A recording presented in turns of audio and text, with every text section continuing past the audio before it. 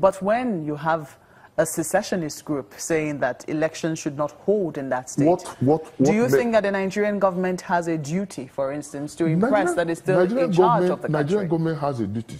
But what action has been taken now to warrant deployment of the military was show of force. What action has been? Just word of mouth that we are going to secede. That is sufficient to deploy the military show of force, even to Kano's house. It's not right. And I am an elder of this country. Yes, I'm 64. I have spent 35 years of my life serving this country.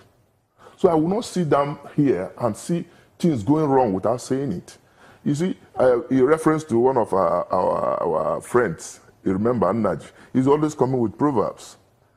That the hen is just shouting when it's being carried by a hawk. Not because he wants the hawk to leave it, but for people to know, to raise alarm that it has been carried. It's the alarm we are raising. Every well-meaning Nigerian, every citizen, patriotic Nigerian must be concerned with the development in the security development in Abia now.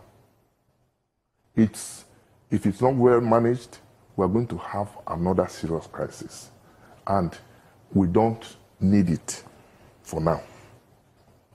Let's look again at the mandate of the armed forces of the country. Looking at subsection 2, it says, yes, defending Nigeria from external aggression, maintaining its territorial integrity and securing its borders from violation on land, sea or air, suppressing insurrection. Exactly. And acting in aid of civil authorities. What does it mean by suppressing insurrection?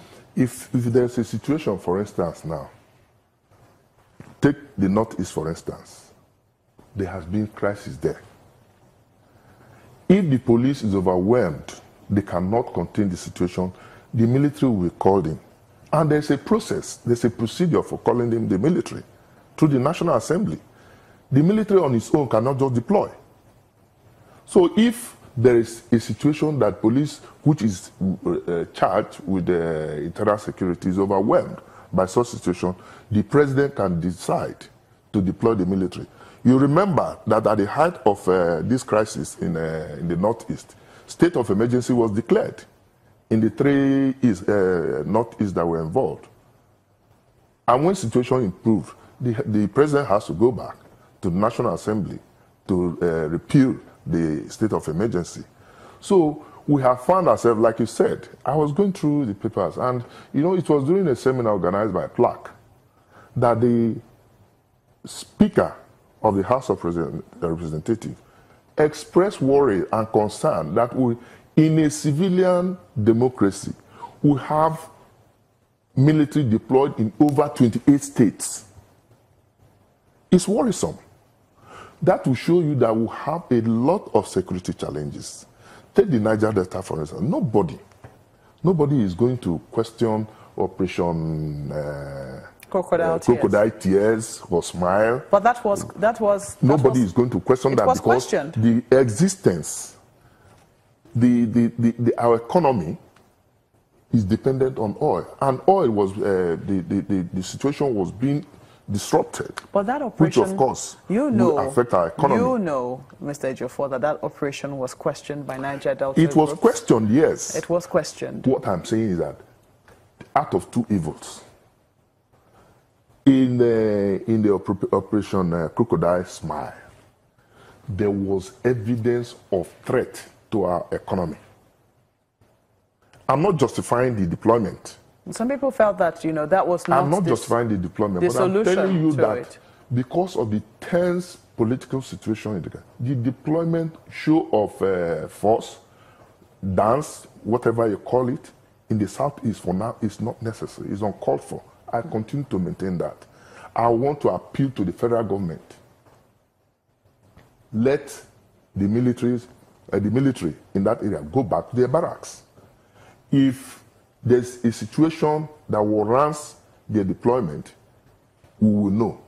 The authorities will know. For now, it is not necessary. Well, the governor of the state has said that he is going to cooperate. I mean, he said that the military should they have a right to carry out their operations, but that it must be done in accordance with best international practices and international standards. And he also said that, you know, they're willing to cooperate with, you know, the authorities as the case might be. He's also gone on to declare a state of emergency. Do you think, I mean, because you also said that this is a case of two wrongs don't make a right. Yes. Do you think that what you consider as the first wrong has been condemned well enough?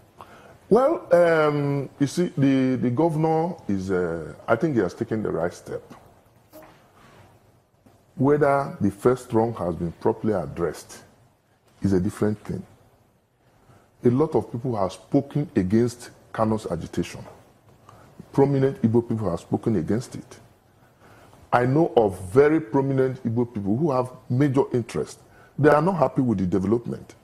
But the fact remains that if there's a child crying and pointing at a place, is either the mother is there or the father is there. What are the issues? There are issues, very fundamental issues that need to be addressed.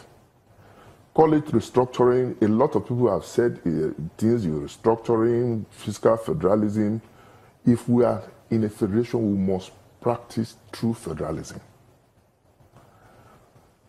Get the leaders. There's agitation in the southwest. There's agitation in the southeast. There's agitation in the middle belt. There's agitation. So what is the cause of the agitation? These are issues that must be addressed. The government must take the initiative to invite leaders to see how we can get out of this quagmire. Because it's a crisis that will do nobody any good if we don't curtail it now. There's so much agitation. There's so much division in the polity. And don't forget that very soon, campaign has started already for 2019.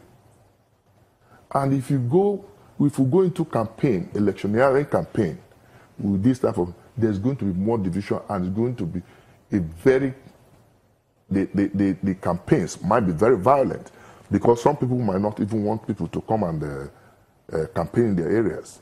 So we must address this issue before we go into campaigns. That's my worry. I'm worried, very, very worried about what is going on in Nigeria.